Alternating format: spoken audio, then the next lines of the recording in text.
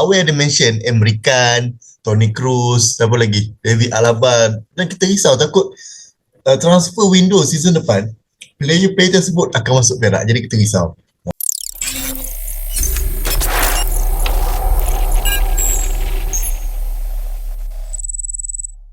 Okey, untuk video kali ni kita akan share sikit lah dengan korang semua dan untuk viewers-viewers kalian tentang Lim Tiong Kim. Lim Tiong Kim ni bukanlah nama yang asing untuk saingan bola sepak Liga Malaysia kita. Sebab sebelum ni dah ada ura-ura katanya dia nak jadi coach bawah 23, coach Malaysia pun ada.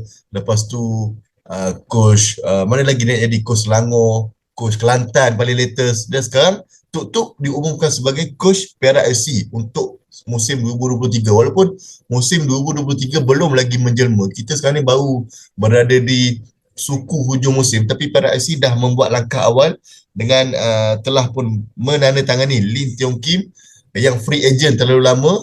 Sekarang ni dah masuk Perak FC untuk mengemudi Perak FC pada musim 2023. Jadi setelah sekian lama Lim Tiong Kim ni tak manage mana-mana tim selepas daripada 2019 kalau tak silap aku. Sekarang ni 2022 dia buat comeback untuk manage pasukan Perak FC. Okey, untuk sebuah pasukan yang baru reboot lah, kita kata baru nak dibina, wajar ke Perak FC ni ambil Lim Tiong Kim? Macam kita tahu Lim Tiong Kim ni seorang jurulatih yang kita boleh katakan agak demand jugalah daripada segi gaji dia tu. So macam mana anda punya pandangan? Wajar ke Perak FC yang baru nak naik ni ambil dia, ataupun ada coach-coach lain? Kalau kita ambil coach import mungkin lagi mahal, ataupun dia je yang ada Tan Cihu ke macam mana? Silakan, saya minta Awel lah dulu mulakan. Silakan Awel. Okey, berkenaan tentang coach LTK, aku sebut LTK lah untuk nama dia. Sebenarnya benda ni nak katakan isu pun dia tidaklah isu besar. Cumanya sebab nama dia tu terlalu kuat bermain di Minda dan bermain di Bumi Kelantan. Atas dasar sebelum ni kalau penyokong Kelantan macam Awil sendiri memang fans Kelantan, so memang Awil mengikutilah perkembangan Kelantan. So sebelum ni Bozam sendiri ada buat sesi temu ramah ataupun beramah mesra lah, majlis ramah mesra bersama penyokong dan media semua. Dan ada soalan daripada salah satu penyokong daripada Negeri Sembilan tak salah. Dia kata perancangan untuk tahun depan, coach macam mana dan sebagainya, pilihan coach dan sebagainya. Dan Bozam sendiri menjawab LTK tu ada dalam radar Kelantan. Dah berhubung dan sebagainya, itulah tak pastilah. End up tak lama kemudian lepas Ramah Mesra punya majlis, dia join Perak FC. Tu macam yang lain katakan, kita tak tahulah apa atas dasar apa dan sebagainya. Disebabkan LTK pun dah lama free agent, dah lama sangat tak pegang kelab mana-mana. Dia dah lama tak manage dan tak pernah coaching mana-mana team. So mungkin untuk Perak FC benda ni satu pendedahan baru lah aku rasa untuk LTK. Sebab kita tahu sebenarnya LTK ni nama dia sangat kuat dengan isu-isu hangat tentang bola sepak Malaysia. Lebih-lebih lagi tentang kita punya lebih dikatakan AMG lah, kita punya pembangunan bola sepak akan rumit. Dia sangat sinonim dengan pemain-pemain muda, pemain-pemain yang average umur 19 tahun ke bawah, 23 tahun ke bawah dan sebagainya lah. So bila mana dia manage pasukan yang pada dasarnya ada masalah gaji dan sebagainya, so aku rasa benda tu okey lah untuk pendedahan dan untuk orang kata apa, beri semangat baru kepada pemain-pemain. Lagipun pemain-pemain Perak sekarang ni bukan pemain-pemain yang kita tak kenal. Ada juga pemain-pemain yang kita kenal, ada juga pemain-pemain lama yang masih lagi stay dan sebagainya. Contoh macam Firdaus Sayadi, Indra Putra pun ada dalam tu, Wan Z Aikal. Siapa tak kenal Indra Putra kan, pemain legenda Kelantan kan. So dengan adanya pemain legend, ada pemain berpengalaman, dibantu pula dengan coach yang agak berpengalaman kan, pernah berkelana sampai pernah coach Toni Kroos, Emre Can. So siapa yang tak nak dapat sentuhan sikit daripada coach yang pernah berkelana sampai ke Jerman tu. Kita kalau as a player pun kita teringin lah kan. Tapi nak jadikan isu tu kita tak tahu atas dasar apa diterima, ataupun macam yang lain katalah sangat kuat dengan isu pasal apa orang kata tawaran gaji dan sebagainya. Sebab kita tahu Bozam sendiri selepas keluar je format baru Liga Super atas faktor 9 pemain import, dia dah bagi tu siap-siap dah. Dia akan, kalau kata 9 import, dia nak ambil pemain import Asia. So, maknanya dia nak low budget lah. Sebab pada aku untuk season kali ni, walaupun kita pemain tak berapa kualiti, bukan tak berapa kualiti, tak berapa ternama, tapi kita still maintain untuk top 1, top 2 tu very solid lah untuk katakan perform Kelantan. Kita tahu Bozam ni dia orang bisnes. Dia orang bisnes. So dia jenis yang fikir long term. Aku tak katakan Perak ni dia tak fikir long term, cumanya berbeza dari sudut pandangan CEO masing-masing lah.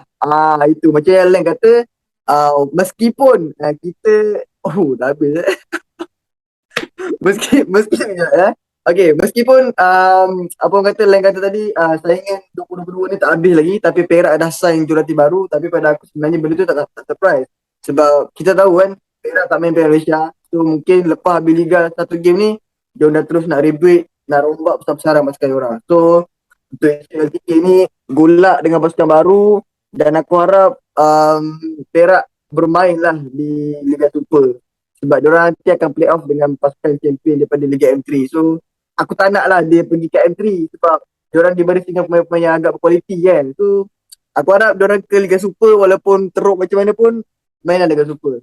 And gulaan LTK, bawalah sentuhan Emre Can, Tony Cruz dan sebagainya tu, bawa lah. Baik. Awal ada mention American, Tony Cruz, siapa lagi? David Alaba. Dan kita risau takut transfer window season depan, player-player tersebut akan masuk Perak. Jadi kita risau. Wah, itu memang kita takut lah untuk pasukan Perak untuk musim depan. Jadi untuk Jack, berbekalkan 4 minit, apa yang kau boleh katakan tentang LTK join Perak? Sebab sebelum ni rumus dia ke tim lain memang sangat kuat, dan orang kata dengan last dia manage team pun Malaysia bawah 17. So dia tak pernah manage mana-mana kelab besar, mana-mana kelab, mana-mana tim selepas dia manage bawah 17 tahun. Dia hanya manage kelab tim budak saja, bawah umur. So ini dia nak manage kelab ni. So kau rasa apa pandangan kau? Apa yang kau rasa tentang LTK dan Perak ni? Silakan Jack. Okay, isu LTK ni bagi aku memang surprisingly lah, memang sangat-sangat terkejut lah. Ini kalau Fabrizio Romano ni ambil tahu pasal Liga Super Malaysia, confirm dia dah tulis dah, here we go Perak FC LTK, confirmnya. Sebab tak ada angin, tak ada ribut, tahu-tahu masuk Perak. Memang, tapi kita tahulah dekat sini kita nampak lah yang sebenarnya Perak ni dia dah melakukan perancangan yang rapi lah untuk bersaing season hadapan. Tapi bak kata sebab dia orang nak kena play off kan, so jangan LTK masuk, dia orang play off main M3 pula. Itu kalau dia orang masuk M3 tu David Alaba ke Mula pun tak nak masuk, itu akan jadi susah lah. So aku harap dengan kemasukan LTK ni, tolonglah kembalikanlah semula 100 tahun kegemilangan bola sepak Perak ni, kembalikanlah semula. Sebab memang Perak ni memang aku rasa memang sangat-sangat teruk lah sekarang dengan prestasinya, dengan playernya yang dulu ada isu gaji, ada player sampaikan fans sendiri pun datang bagi tabung. So dengan kehadiran LTK ni aku harap dapat mengembalikan keyakinan penyokong dan seterusnya mengembalikan 100 tahun kegemilangan bola sepak Perak. Aku tak minta banyak, sebab LTK ni pada pendapat aku dia sesuai untuk development player, sebab dia adalah sporting director, dia sesuai untuk player-player muda. Tapi kita nak tengok sejauh mana pencapaian beliau, kita nak tengok sejauh mana dia boleh buat Perak, kita nak tengok. Itu memang sangat-sangat teruji untuk kita tengok. Yang kita harapkan LTK berjaya mengembalikan kegemilangan bola sepak Perak. Itu sahaja. Okey, yang lain semua dah bagi pandangan berkaitan dengan Lim Tiong Kim ni. Awal dah bagi tahu, Jack pun dah bagi tahu. Sekarang ni Hafiz Khalid. Hafiz Khalid, kita nak minta lah pandangan anda tentang Lim Tiong Kim ni. Macam yang soalan-soalan yang untuk diorang juga. Last dia manage club team 2019, sekarang dia buat comeback, dia balik dekat Malaysia, dia nak manage Perak FC yang sekarang ni tak silap aku top 2 bawah sekali top 2 bawah sekali, betul top 2. Okay, so macam mana Lim Tiong Kim ni dia nak angkat Perak FC untuk kembalikan kegemilangan Perak FC, macam yang Jack minta. Dia kata minta Lim Tiong Kim ni bawa balik lah kegemilangan Perak FC ni, sebab Perak FC ni bukan kecil nama dia, sebab dia kelab besar. So macam mana kau rasa dengan seorang jurulatih yang tak pernah manage kelab, tiba-tiba nak bawa tim yang daripada bawah naik ke atas? Tahun depan tak pasti lagi join Liga Super ke tidak. So macam mana kau punya pandangan? Silakan Hafiz. So ingat tak dulu ada pasukan ni yang digelar Manchester City of Malaysia. Kelab mana Saya lupa lah. Kelab tu memang dah hilang daripada radar dah sekarang, tapi tapi masih wujud lagi. ATM, Atletico Madrid pula, ATM kan. Sorry. So aku risaulah Perak untuk musim akan datang jadi macam tu. Mana tahu tiba-tiba banyak player dia bawa masuk, player-player yang dia pernah didik sebelum ni kan. Kita tak tahu keajaiban Perak sangat menakjubkan. Sebab Yes. kita tahu Izinkan saya mencelah. Saya risau takut dia bawa balik Imran Khan. Silap hari bulan James Milner tengah injet sekarang tu pair dengan import Stipe Plazibat tu main dekat Perak. So itu saya risau. Sambung Fiz, silakan. makan nasi ganja nanti. Okay, so Perak ni the kind of club untuk musim ni kan, sebab telah melakukan keajaiban. Tapi bagi aku kesian dekat Yusri Syeklah lah, sebab dia dah banyak berjasa untuk Perak kan. Tapi Perak macam tinggikan dia ke, tak tahulah, mungkin dia ada planning untuk tim lain ke, ataupun Perak ni ada planning untuk dia ke. Tapi bagi aku macam Abang cakap, Perak ni player mana kita tak kenal kan. Indra Putra, lepas tu ada Syamil Yahya, lepas tu Anzat Aikal, player-player yang kita rasa dulunya memang fenomenal lah kan, nama diorang ni kan. Kalau boleh konsisten daripada management ni, dah ambil satu tanggungjawab untuk LTK, dah tahu berapa gaji dia. So kau kena standby kan gaji yang banyak untuk player-player yang luar jangkaan Perak tau. Kita tak tahu, mungkin next dia nak ambil Arif Aiman ke, ambil Ramadan ke, Sabawi. Kita tak tahu kemampuan dia punya untuk bayaran gaji, betul. Kita tak tahu apa yang dijanjikan dengan LTK, bayaran macam mana kan. Mungkin ditanggung XOX seumur hidup sepanjang dekat Perak. Kita tak tahu kan. So bagi aku management Perak ni beranilah mengambil risiko yang tinggi, sebab okay, kita macam tahu patutnya kena ambil slow lah, macam ambil pengarah teknikal, lepas tu ambil coach, ambil player kan. Ni terus coach dia tahap-tahap level luar negara kan. Aku risau Perak jadi Dortmund je nanti. Dan nak jadi Bayern tak boleh, merah tak kena kan, Perak kuning. So LTK ni bagi aku ni adalah satu tanggungjawab yang besar lah untuk membawa pasukan yang daripada bawah kan nak ke atas. Kalau daripada atas nak maintain pun bertanggungjawab juga, besar kan tanggungjawab tu. So tapi bagi aku LTK tahulah apa yang dia perlu buat, sebab ini, dan nak beritahu lah, ini bukan kanak-kanak untuk dididikkan. Ini dah memang besar-besar kan. So dia tak boleh nak claim lah nanti, oh dia yang melahirkan player ni, tak boleh nak claim gitu kan. So Perak ni pun ada satu nama yang besar. Bagi aku Perak ni bukan nama yang agak-agak biasa orang dengar kan. Tapi memang banyak sejarah dia 100 tahun. Tapi end up 100 tahun dia ada yang kurang mengecewakan lah. LTK ni akan diberi tanggungjawab yang berat, dan kita tengoklah apa yang akan terjadi untuk next season. Baik. Oh, itu dia. Rata-rata daripada kita malam ni menaruh harapan yang tinggilah agar Lim Tiong Kim tu membawa pasukan Perak untuk mengembalikan zaman kegemilangan dia. Saya suka poin Hafiz tadi.